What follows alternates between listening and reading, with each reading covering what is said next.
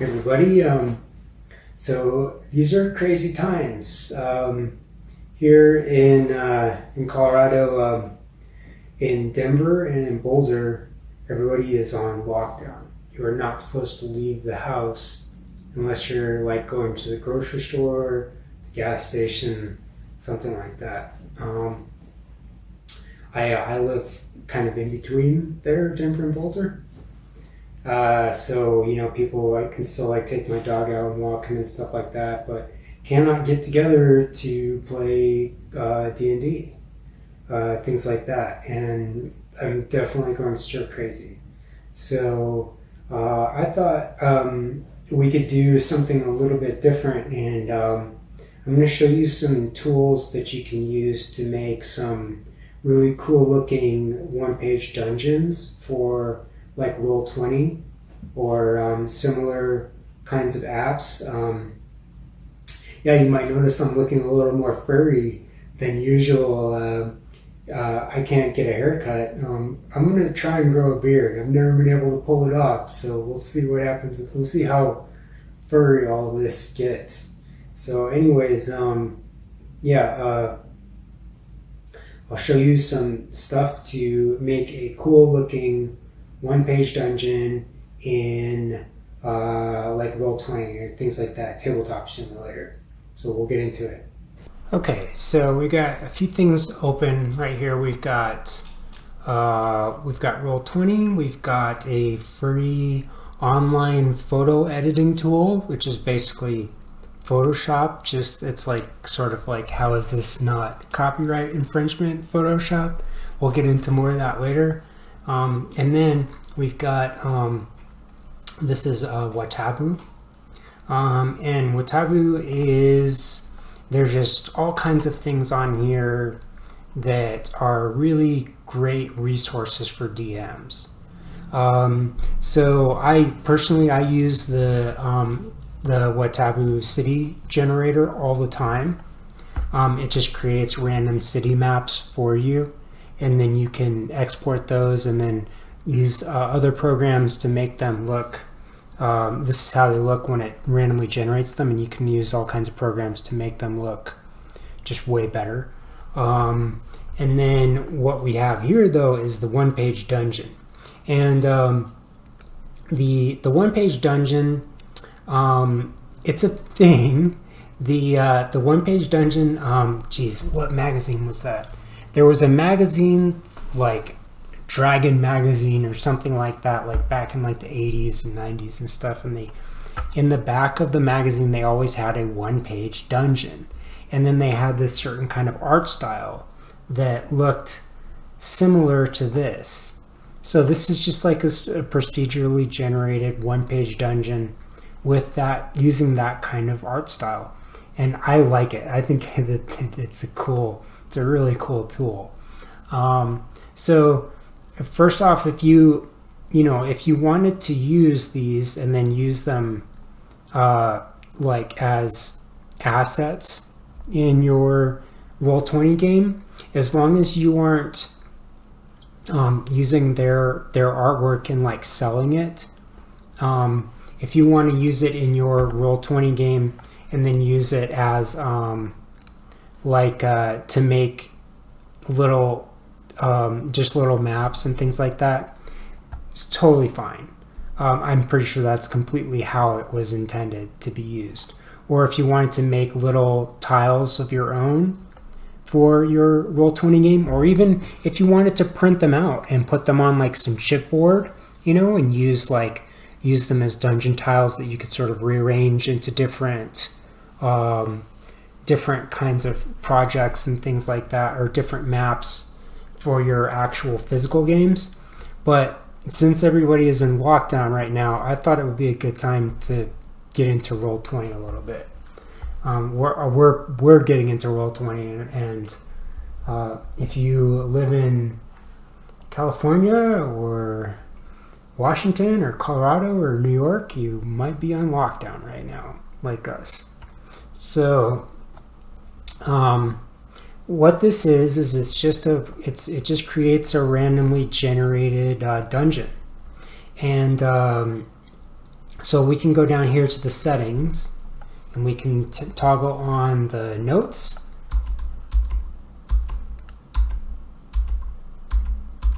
I like that. I like that style the best. But we just want to turn the notes off. And then we can toggle the shading mode.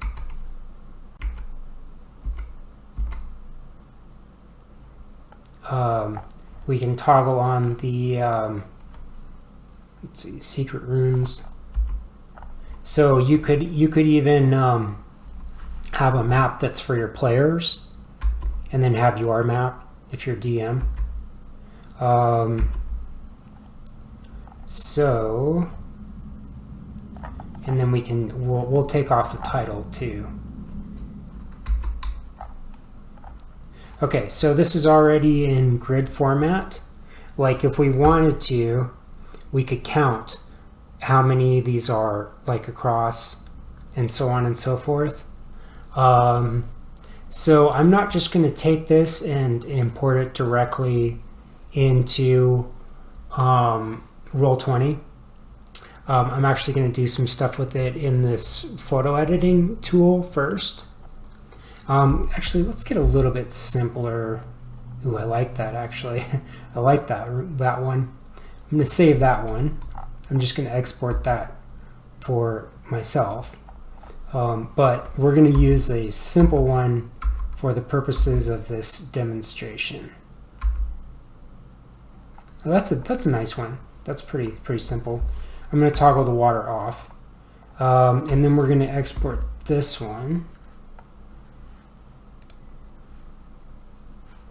Castle of the Void. I'm going to go into my downloads. I'm going to pick the Castle of the Void Queen, and then I'm going to go over here into this free online photo tool, freephototool.com. So if we count this, if we say 1, 2, 3, 4, 5, 6, 7, 8, 9, 10, 11, 12, 13, 14, 15, 16, 17, 18, 19, 20, 21, 22, 23. 23 across by 1, 2, 3, 4, 5, 6, 7, 8, 9, 10, 11, 12, 13, 14, 15, 15 high. We can go into here, and then we can create a new file that's going to be exactly that. So okay, 15 high. 1, 2, 3, 4, 5, 6, 7, 8, 9, 10, 12, 13, 14, 15. So I am counting the border. 1, 2, 3, 4, 5, 6, 7, 8, 9, 10, 11, 12, 13, 14, 15, 16, 17, 18, 19, 20, 21, 22, 23.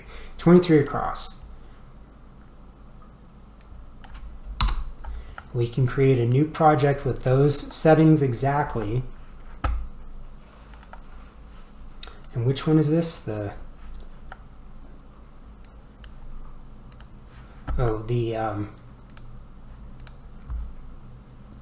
I'm just going to take both of these and then put them in my D&D folder.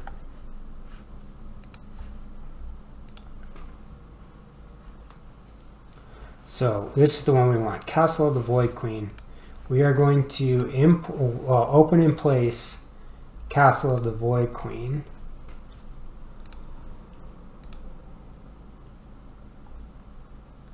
And you can see that it placed it and then put it center of there. But what we actually want to do is blow it up.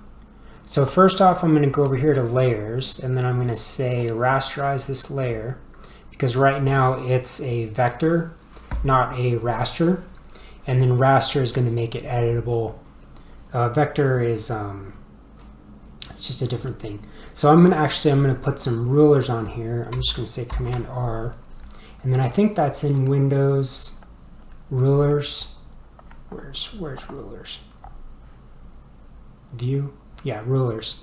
And then I'm just going to pull some inch rulers out so that we can size this thing and get some a grid going on here so it's the right size. And then this is not something that you need to do for Roll20. This is just something like, say that I wanted to print these out and then have them be exactly inch grids. In fact, you know, we don't need to do that. We can edit this map. And okay, for the purposes of this demonstration, we're gonna do that. We're just gonna edit this, and then I'll save that for another video, like making your own dungeon tiles that you could print out, put on like chipboard or whatever. So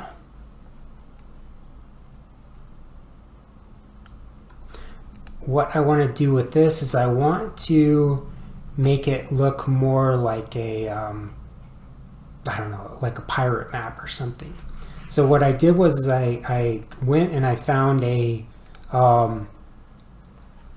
like a kind of stained parchment type thing, like a you know, just like something that looks like a map, like a dirty kind of coffee stained map.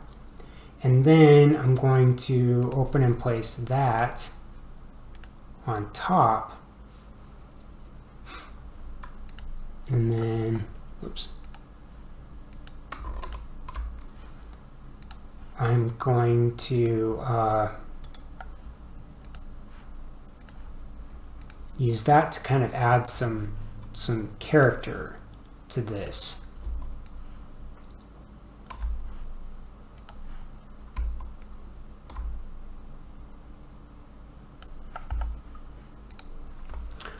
So what I can do is turn that into multiply, or well, I could do that with either one.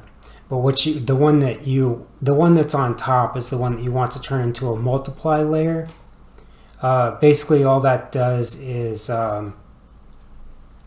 it makes it transparent. So if I put this one on top, then we can't see what's in the back of it. But if I turn it into a multiply layer, it turns it transparent. And then,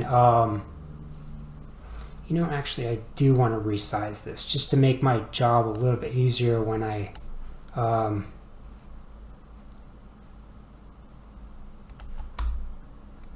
I'm putting it into Roll20.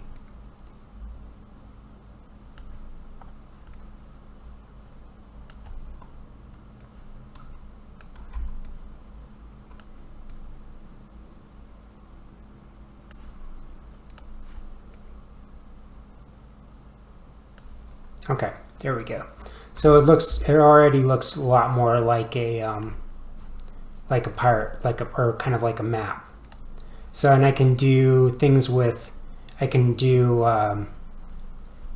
put different kinds of filters onto this part of the map itself to make it look more like a sort of a hand-drawn map. And then I can change the opacity. I can bump it up and bump it down. And that already looks a lot more like a hand-drawn map, but it also has those sharp edges. It has those nice clean, crisp edges and things like that. And then that's, you know, that's good enough. Like we can take this and then we can put this into Roll20.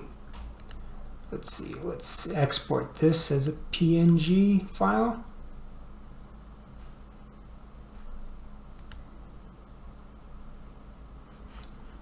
And then we're going to go into Roll20 and we're going to add that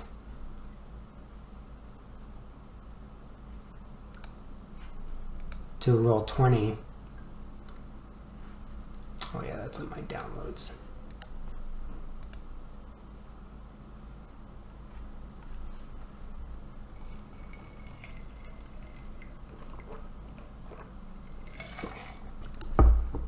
And then we can take this over here, and it automatically wants to put it into this grid format, which is going to be a good thing later, but for now we need to get it to the right size. So it's going to be more of a hindrance than a help at this point, but later on this is going to help us. So we have, if I look at this, I'm going to count again. I did this before. 1, 2, 3, 4, 5, 6, 7, 8, 9, 10, 11, 12, 13, 14, 15, 16, 17, 18, 19, 20, 21, 22, 23, 24. Or no, 20, 23. Okay, one more time. 1, 2, 3, 4, 5, 6, 7, 8, 9, 10, 11, 12, 13, 14, 15, 16, 17, 18, 20, 21, 22, 23. 23 across.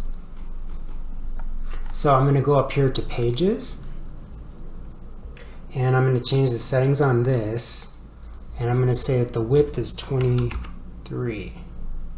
Actually, we'll say 25 just in case. So if I zoom out, well, I'm going to count. I'm going to go ahead and count the interior as well, or the height as well. 1, 2, 3, 4, 5, 6, 7, 8, 9, 10, 11, 12, 13, 14, 15. So we'll say 17 high to be safe.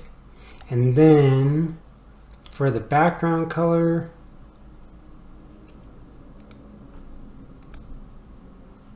let's do, oh, that's the grid color. Never mind. We want background to be kind of a dark. And then the grid color, we're going to make it white. And then we're going to resize this.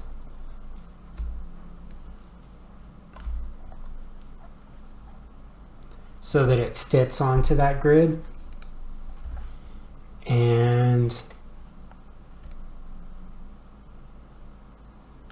I'm going to make this transparent for now as well.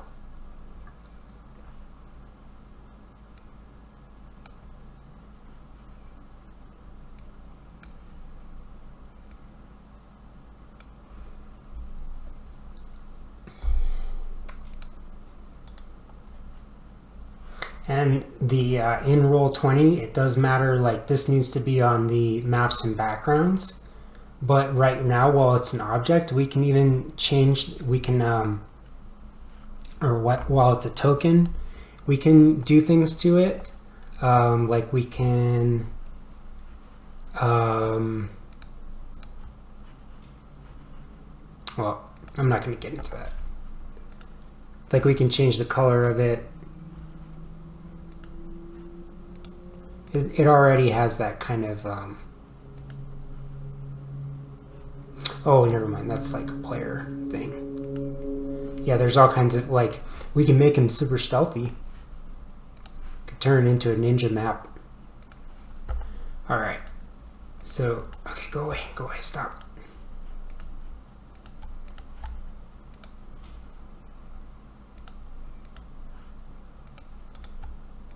That one. All right. So I'm going to go into maps and backgrounds, and then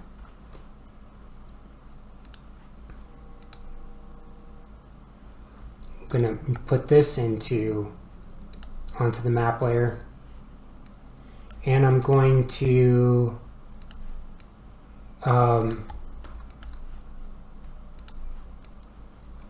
make this so that it fits onto our grid. So first off, I'm going to hold down the Alt key to just kind of position it so that it doesn't automatically snap to the grid. And then I'm going to rearrange it until it exactly fits into that grid. So yeah, the Alt key is your friend when you're moving things around in Roll20. So I've got it lined up pretty well on this side. So I just need to, whoops. Just need to make sure that it's lined up on all sides, like so. And the only reason why that makes a difference is because Roll20 is a tabletop simulator. It's not, you know, this isn't a graphics program. So what we're going to do is we're going to move to the objects and tokens. So this is our map, and it's just a graphic. This is just a representative image of our map. And then we're going to go up here to our objects and tokens layer, and then let's pull out a, I don't know, a kobold. Let's put a kobold on our map. Okay. Not a lot of options for kobolds. That's okay. I'm a little offended. How about a bugbear? Okay, let's put a bugbear on here.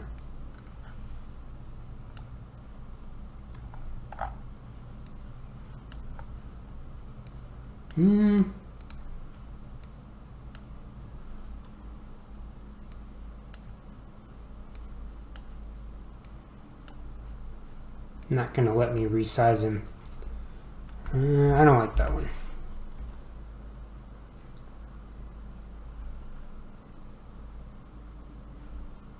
Yeah, I like that one. Okay, we have a bugbear. So yeah, on our objects and tokens layer, we can do other things like we can put, we need a bar. We can grab a bar and put it here. We can put a bar in this room.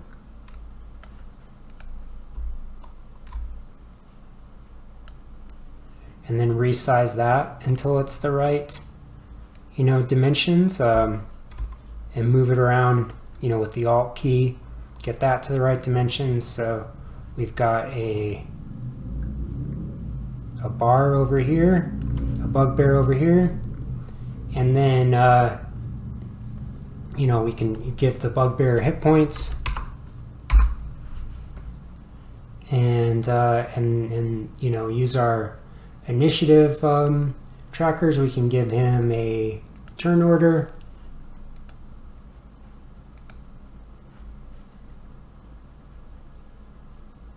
We are going to call you bugbear.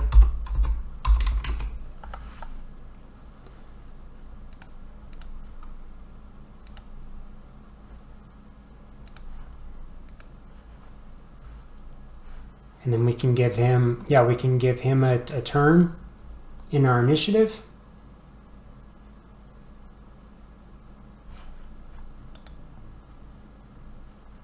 To add a turn right here. We'll say we can roll a dice to see what his initiative is.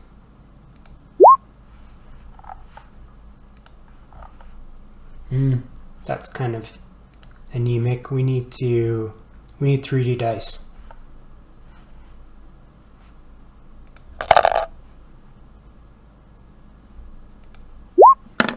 $18.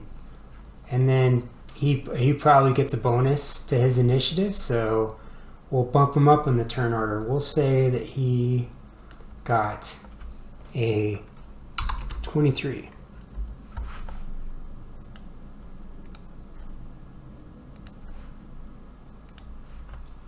So already we've got a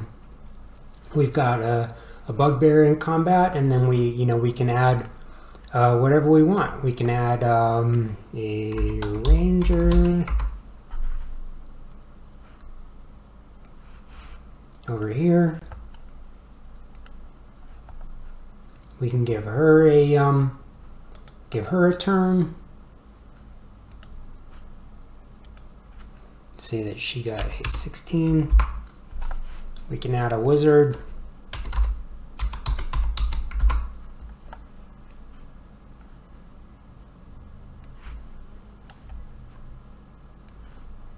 here.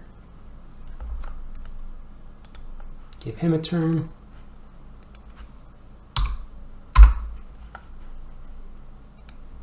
And so on and so forth. So yeah, you know, that I hope that helps you out. I hope that if you are playing in a game and you miss your friends and stuff and you can't go out and see them, or you know, maybe you want to give Roll20 a try. Maybe you're sick. You know, maybe you really want to play some D&D. I hope that this helps you out, gives you some inspiration, and